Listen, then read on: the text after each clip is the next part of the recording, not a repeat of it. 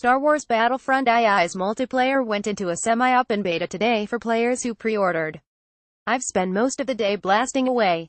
A few small changes from the previous game makes it much more focused and exciting to play. 2015's Star Wars Battlefront felt fragmented at launch, thin on content and lacking the grand scope found in 2005's Battlefront II.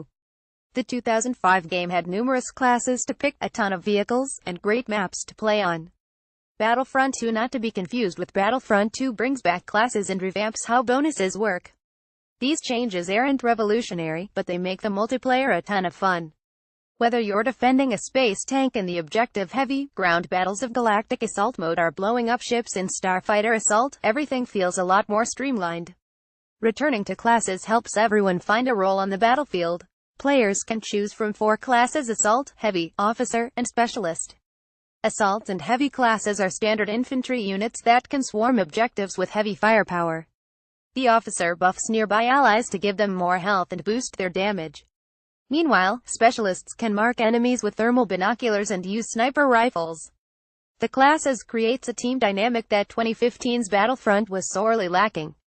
It's also much easier to access special classes, hero characters, and vehicles in Battlefront 2 than it was in the previous game.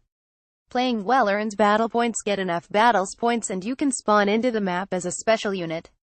This might mean spending a few points to control the skies as a starfighter or saving up a ton until you're able to rush around at Darth Maul. It's a rewarding system that incentivizes superior performance and adds variety to the map.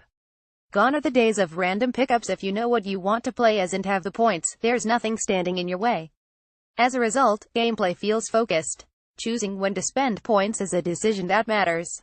The production quality is superb. I'd estimate that Battlefront 2 costs $1 trillion to make, and most of that was dropped on the visuals. Marble floors gleam with polish, lightsabers clash with gorgeous particle effects, and blasters roar. The look combines well with Battlefront II's slightly faster gameplay. Starfighters turn with more precision, and it's easy to sprint around the battlefield to perform exciting flanking maneuvers.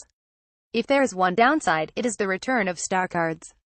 Players can equip up to 3 cards on their character that grant passive bonuses or change abilities. One card might cool your fighter's engine a bit faster, while another will change your minigun into a heavy blaster for damaging vehicles.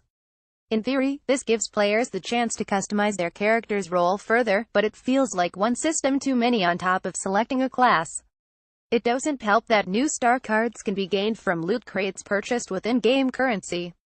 The specter of microtransactions hovers over Battlefront 2. If players are able to buy credits and open tons of crates to get the best star cards, that would be a real shame.